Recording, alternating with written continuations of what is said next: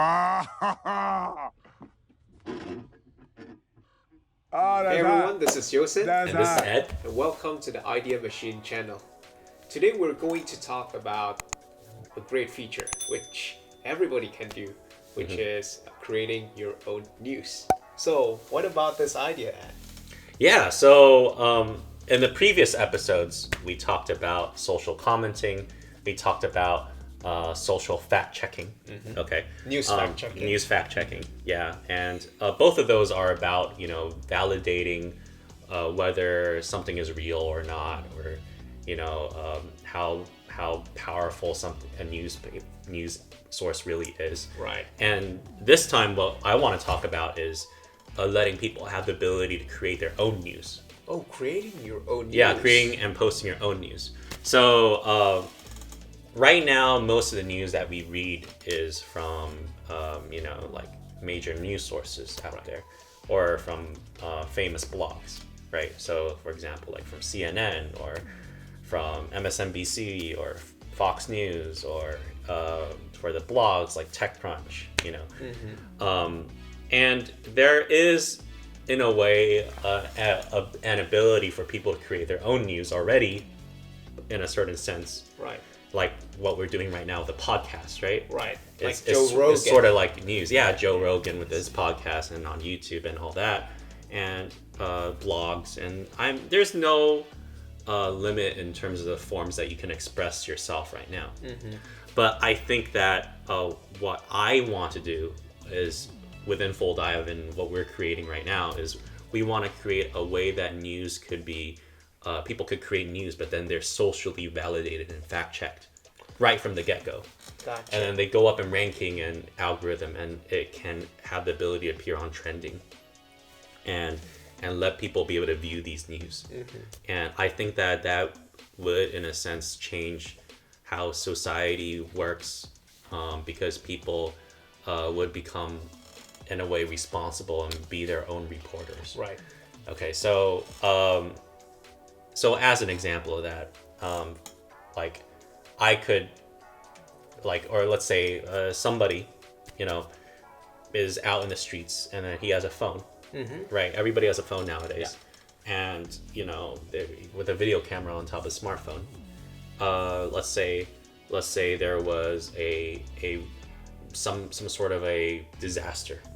Oh, that's a huge one. Like a, not even a big one, like a small disaster. Or maybe someone just robbed a bank, which is across Oh, the that'll street. be a huge news. That local news would do that. But well, and that person could film that too. But let's say it's something happened, like trees are falling down in the street from the wind, and let's say the government particularly didn't handle the tree cleaning up well. Okay. Okay, I'm giving a hypothetical example. Okay? Right. And then this person is like, well, something in society needs to change, like in our neighborhood. So he takes. These are small news. Though. These are small news, but it's very important to the local people, right? Especially the neighborhood.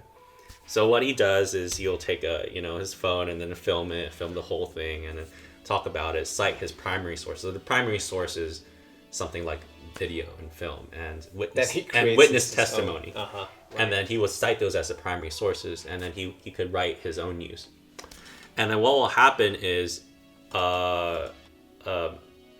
people will start reading it. Like people within his community, like he has his own social friends. He has his friends, right? So they will start reading it first, and then it will start ranking up. And as it ranks up, first to people that matter, like people living in the community, people that like the same topic, etc.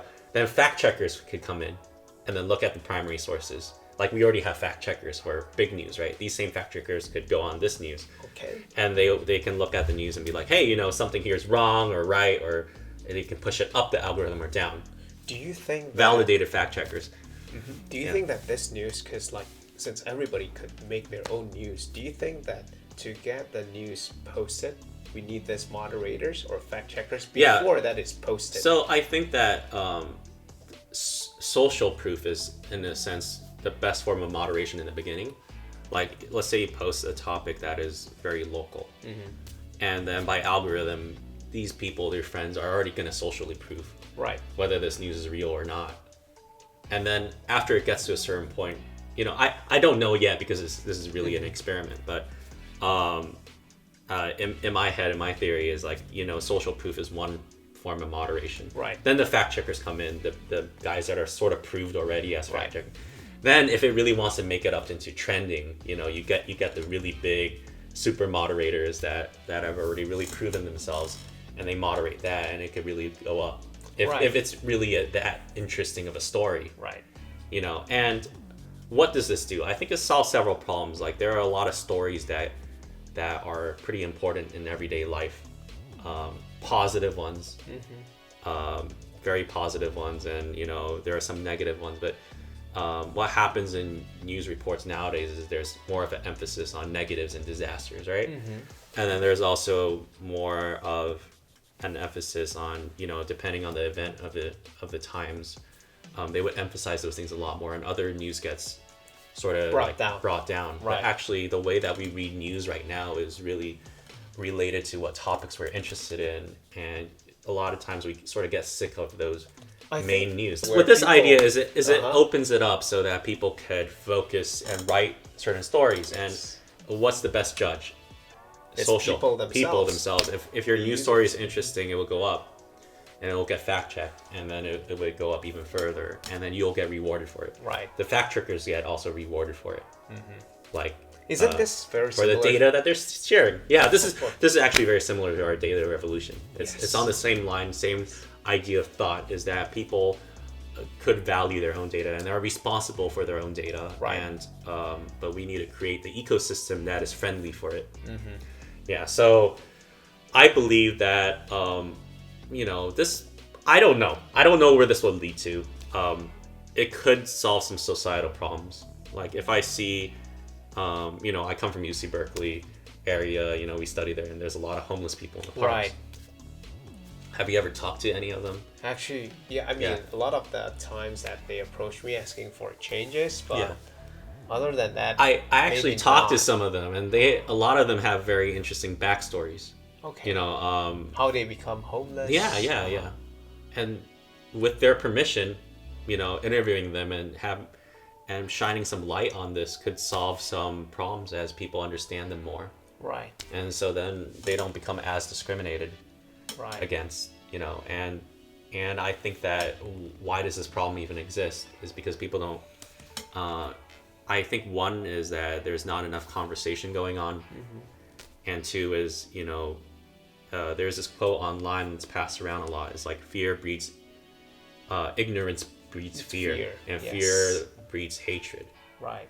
Right. And that's what's happening. Yeah, and I think that the whole point of our browser is, and the whole point of this whole data revolution is, I don't want things to be ignorant. I want things to have more light shined upon them, and that's my hypothesis. Like, as a creative person, I really don't know whether one way will really lead to another, because there's really two sides of the same coin. Right.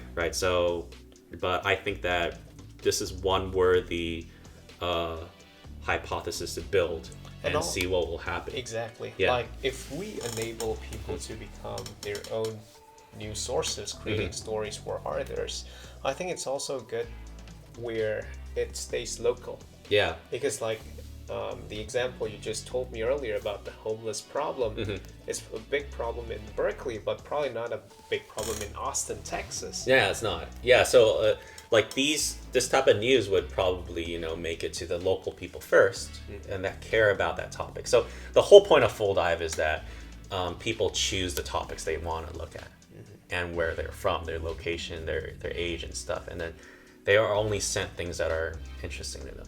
Right. Yeah, so that's what we want to create. Like, we only have that much time per day.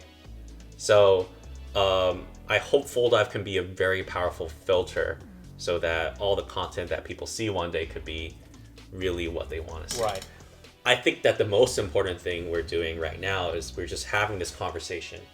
And at least by having this conversation, we actually produce. Everybody knows, and you at least the people that watch this video, and that ignorance gets dispelled. Like, people now now we're shining a light on this, and therefore people know, and we come up with solutions for it. So that's the point. Like, we're having this conversation so you can be a part of it, and let us know your thoughts about this idea. This feature is not built yet inside Full Dive browser, but we're planning on doing this. If you have any news standard, and if you like about our idea about making you yourself a news source or creating your own news, please just let us know. Yeah, actually we have a beta of this. Oh, okay. Yeah. Shall we? Sorry, not beta, the alpha of this. So. Yeah. Shall we give it some access? Yeah. If you're interested in having access to our alpha, we have a lot of cool stuff we're developing. You know, our team is from UC Berkeley, around the Berkeley area. Our office is around there, and we're in the Silicon Valley. And you know, we have some remote offices all over. You know, and you know, we always welcome testers and people that are just interested in contributing. Right. Yeah. If you want to be more involved, please send us an email. There should be an email somewhere here, and so this is it, I guess. Yeah. And so we're sort of splitting up these episodes in many parts, right? It's all about the social commenting facts and all that. But in our next episode, we to continue this line of thought, we actually developed an ability to summarize the news in bullet points, and we can talk about that. So we're splitting these episodes up for you to enjoy. Okay.